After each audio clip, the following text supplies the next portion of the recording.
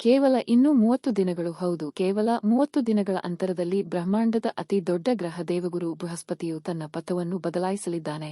12 ವರ್ಷಗಳ ಸುದೀರ್ಘ ಕಾಯುವಿಕೆಯ ನಂತರ ಕಾಲಚಕ್ರವು ಮತ್ತೆ ತಿರುಗಿದ್ದು ನಿರ್ದಿಷ್ಟ 5 ರಾಶಿಗಳಿಗೆ ದೈವಿಕ ಆಶೀರ್ವಾದದ ಮಹಾಮಳೆಯಾಗಲಿದೆ. ನಿಮ್ಮ ಜಾತಕದಲ್ಲಿ ಎಷ್ಟೇ ದೋಷಗಳಿರಲಿ, ಎಷ್ಟೇ ಕಷ್ಟಗಳಿರಲಿ, ಈ ಗುರುಬಲವು ನಿಮ್ಮ ಜೀವನದ ದಿಕ್ಕನ್ನೇ ಬದಲಾಯಿಸುವ ಅದ್ಭುತ ರಾಜಯೋಗವನ್ನು ಸೃಷ್ಟಿಸಲಿದೆ. ಆ 5 ಅದೃಷ್ಟಶಾಲಿ ರಾಶಿಗಳು ಯಾವುವು? ಈ ಮಹಾಯೋಗದ ಹಿಂದಿನ ನಿಖರವಾದ ಜ್ಯೋತಿಷ್ಯದ ರಹಸ್ಯವೇನು? ನಿಮ್ಮ ರಾಶಿಯು ಈ ಸುವರ್ಣ ಪಟ್ಟಿಯಲ್ಲಿದೆ.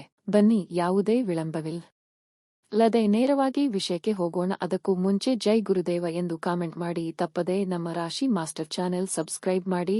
ಜ್ಯೋತಿಷ್ಯ ಶಾಸ್ತ್ರದ ಗಹನವಾದ ಅಧ್ಯಯನದಲ್ಲಿ ಗುರುಗ್ರಹಕ್ಕೆ ಅತ್ಯುನ್ನತವಾದ ಮತ್ತು ಪವಿತ್ರವಾದ ಸ್ಥಾನಮಾನವಿದೆ. ನವಗ್ರಹಗಳ ಮಂಡಲದಲ್ಲಿ ಬೃಹಸ್ಪತಿಯನ್ನು ಸಾಕ್ಷಾತ್ ನೈಸರ್ಗಿಕ ಶುಭಗ್ರಹ, ಜೀವಕಾರಕ, ಧನಕಾರಕ, ಸಂತಾನಕಾರಕ ಮತ್ತು ಜ್ಞಾನಕಾರಕ ಎಂದು ಕರೆಯಲಾಗುತ್ತದೆ.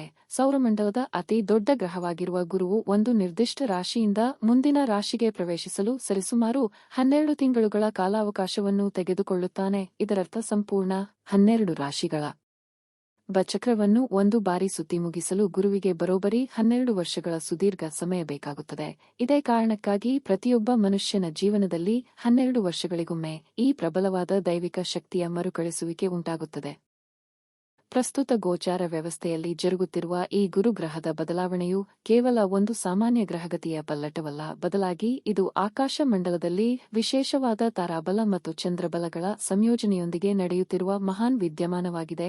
ಜ್ಯೋತಿಷ್ಯದ ಪರಿಭಾಷೆಯಲ್ಲಿ ಹೇಳುವುದಾದರೆ, ಗುರುವಿನ ದೃಷ್ಟಿಗೆ ಅಮೃತದ ಸಮಾನವಾದ ಶಕ್ತಿ ಇದೆ. ಗುರುದೃಷ್ಟಿ ದೋಷಹರ ಎಂಬ ಶಾಸ್ತ್ರೋಕ್ತಿಯಂತೆ ಜಾತಕದಲ್ಲಿ ಲಗ್ನ ಕುಂಡಲಿ, ನವಾಂಶ ಕುಂಡಲಿ ಅಥವಾ ದಶಮಾಂಶ ಕುಂಡಲಿಯಲ್ಲಿ ಎಷ್ಟೇ ಪಾಪಗ್ರಹಗಳ ಪ್ರಭಾವವಿದ್ದರೂ, ನೀಚ ಭಂಗ ರಾಜಯೋಗಗಳ ಕೊರತೆ ಇದ್ದರೂ, ಗೋಚಾರದ ಗುರುವಿನ ಶುಭ ದೃಷ್ಟಿಯು ಆ ಎಲ್ಲ ಅರಿಷ್ಟಗಳನ್ನು ಭಸ್ಮ ಮಾಡುವ ಅದ್ಭುತ ಶಕ್ತಿಯನ್ನು ಹೊಂದಿದೆ. ಬೃಹಸ್ಪತಿಯು ತಾನಿರುವ ಸ್ಥಾನಕ್ಕಿಂತ ತಾನು ನೋಡುವ ಸ್ಥಾನಗಳಿಗೆ, ಅಂದರೆ ತನ್ನ ಪಂಚಮ, ಸಪ್ತಮ ಮತ್ತು ನವಮ ದೃಷ್ಟಿಗಳ ಮೂಲಕ ಬೀರುವ ಪ್ರಭಾವವು ಆಯಾ ಭಾವಗಳನ್ನು ಸಂಪೂರ್ಣವಾಗಿ ಜಾಗೃತಗೊಳಿಸುತ್ತದೆ. ರಾಶಿ ಮಾಸ್ಟರ್, ಇನ್ನು ಕೇವಲ 30 ದಿನಗಳಲ್ಲಿ ಜರುಗಲಿರುವ ಈ ಗ್ರಹ ಬದಲಾವಣೆಯು ಆಕಾಶ ಮಂಡಲದಲ್ಲಿ ಗಜಕೇಸರಿ ಯೋಗ, ಹಂಸ ಮಹಾಪುರುಷ ಯೋಗ ಮತ್ತು ಗುರುಚಂದ್ರ ಯೋಗಗಳ ಸೂಕ್ಷ್ಮ ಪ್ರಭಾವವನ್ನು ಭೂಮಿಯ ಮೇಲಿನ ಜೀವರಾಶಿಗಳಿಗೆ ನೇರವಾಗಿ ವರ್ಗಾಯಿಸಲಿದೆ. ಈ ಬದಲಾವಣೆಯು ದೀರ್ಘಕಾಲದಿಂದ ಸ್ಥಗಿತಗೊಂಡಿದ್ದ ನಿಮ್ಮ ಕರ್ಮದ ಚಕ್ರಕ್ಕೆ ಹೊಸ ವೇಗವನ್ನು, ಹೊಸ ಚೈತನ್ಯವನ್ನು ನೀಡಲಿದ್ದು, ಅದೃಷ್ಟದ ಬಾಗಿಲುಗಳು ತಾನಾಗಿಯೇ ತೆರೆದುಕೊಳ್ಳಲಿವೆ. ಈ ಊಹಾತೀತವಾದ ಮಹಾರಾಜ ಯೋಗವನ್ನು ಸಂಪೂರ್ಣವಾಗಿ ಅನುಭವಿಸಲಿರುವ ಮೊದಲನೇ ಅದೃಷ್ಟದ ರಾಶಿ ಎಂದರೆ ಮೇಷರಾಶಿ. ಕುಜ ಅಥವಾ ಮಂಗಳನ ಅಧಿಪತ್ಯಕ್ಕೆ ಒಳಪಟ್ಟಿರುವ ಕಾಲಪುರುಷನ ಕುಂಡಲಿಯ ಪ್ರಥಮ ರಾಶಿಯಾಗಿರುವ ಮೇಷರಾಶಿಯ ಜಾತಕರಿಗೆ ಈ ಗುರುವಿನ ಸಂಚಾರವು ಅಕ್ಷರಶಃ ಚಿನ್ನದ ಬೆಳೆಯನ್ನೇ ತೆಗೆಯಲಿದೆ. ಇಲ್ಲಿಯವರೆಗೆ ಮಾನಸಿಕ ಖಿನ್ನತೆ, ಆರ್ಥಿಕ ನಷ್ಟ ಮತ್ತು ವೃತ್ತಿ ಜೀವನದಲ್ಲಿ ಅಡೆತಡೆಗಳನ್ನು ಅನುಭವಿಸುತ್ತಿದ್ದ ನಿಮಗೆ ಈಗ ಗುರುವು ದ್ವಿತೀಯ ಸ್ಥಾನ, ಅಂದರೆ ಧನ, ಕುಟುಂಬ ಮತ್ತು ವಾಕ್ಸ್ಥಾನದ ಮೇಲೆ ಬೀರುವ ಪ್ರಭಾವ ಅಭೂತಪೂರ್ವವಾಗಿರುತ್ತದೆ. ಗುರುವಿನ ದಿವ್ಯವಾದ ಅಮೃತ ದೃಷ್ಟಿಯು ನಿಮ್ಮ ಷಷ್ಠ ಭಾವ, ಅಂದರೆ ಶತ್ರು ಮತ್ತು ರೋಗಗಳ ಸ್ಥಾನದ ಮೇಲೆ, ಅಷ್ಟಮ ಭಾವ ಅಂದರೆ ಆಯುಷ್ಯ ಮತ್ತು ಗುಪ್ತ ಸಂಕಟಗಳ ಸ್ಥಾನದ ಮೇಲೆ, ಹಾಗೂ ದಶಮ ಭಾವ ಅಂದರೆ ಕರ್ಮ, ವೃತ್ತಿ ಮತ್ತು ರಾಜ್ಯ ಸ್ಥಾನದ ಮೇಲೆ ಬೀಳಲಿದೆ. ಇದರ ಅರ್ಥ ನಿಮ್ಮ ಶತ್ರುಬಾಧೆ ನಾಶವಾಗುವುದು ಹಾಗೂ ಉದ್ಯೋಗದಲ್ಲಿ ಪ್ರಗತಿ ಕಾಣುವುದು. ಎರಡನೇ ಅದೃಷ್ಟದ ರಾಶಿ ಮಿಥುನ ರಾಶಿ. ಬುಧನ ಒಡೆತನದ ಈ ರಾಶಿಯವರಿಗೆ ದೇವ ಗುರುವಿನ ಗೋಚಾರವು ಭಾಗ್ಯೋದಯ ತರಲಿದೆ.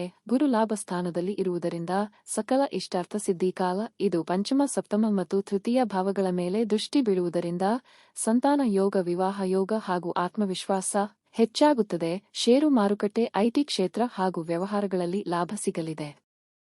ದಶಮ ಸ್ಥಾನದ ಮೇಲಿನ ಗುರುವಿನ ದೃಷ್ಟಿಯಿಂದಾಗಿ ನಿಮ್ಮ ಉದ್ಯೋಗದಲ್ಲಿ ಹಠಾತ್ ಬದಲಾವಣೆ ಕಂಡುಬಂದು ನೀವು ಬಹುಕಾಲದಿಂದ ಹಂಬಲಿಸುತ್ತಿದ್ದ ಉನ್ನತಾಧಿಕಾರ, ವೇತನ ಹೆಚ್ಚಳ ಮತ್ತು ಗೌರವ ಪ್ರಾಪ್ತಿಯಾಗಲಿದೆ.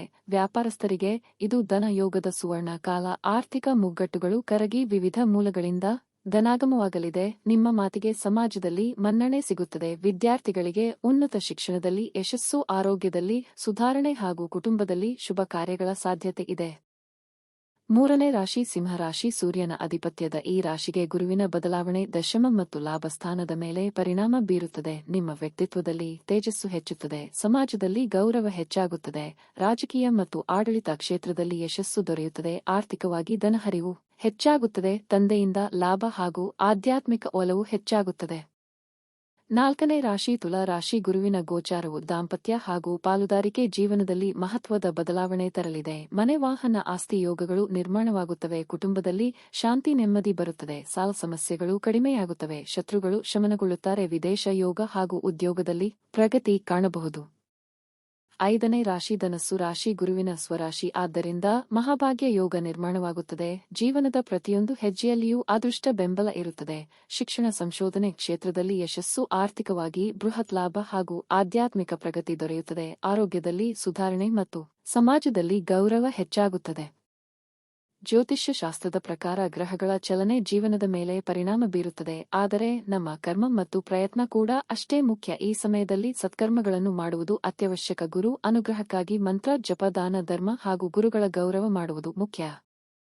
ನಿಮ್ಮ ರಾಶಿ ಈ ಪಟ್ಟಿಯಲ್ಲಿ ಇಲ್ಲದಿದ್ದರೂ ನಿರಾಶರಾಗಬೇಡಿ. ಪ್ರತಿಯೊಬ್ಬರಿಗೂ ಕಾಲ ಬದಲಾಗುತ್ತದೆ. ಕಷ್ಟಗಳ ನಂತರ ಸುಖ ಬರುತ್ತದೆ. ಈ ಗುರು ಬದಲಾವಣೆ ನಿಮ್ಮ ಜೀವನದಲ್ಲಿ ಸುಖ, ಶಾಂತಿ ಮತ್ತು ಐಶ್ವರ್ಯ ತರಲಿ. ಈ ಮಾಹಿತಿಯನ್ನು ನಿಮ್ಮ ಸ್ನೇಹಿತರ ಜೊತೆ ಹಂಚಿಕೊಳ್ಳಿ. ಧನ್ಯವಾದಗಳು.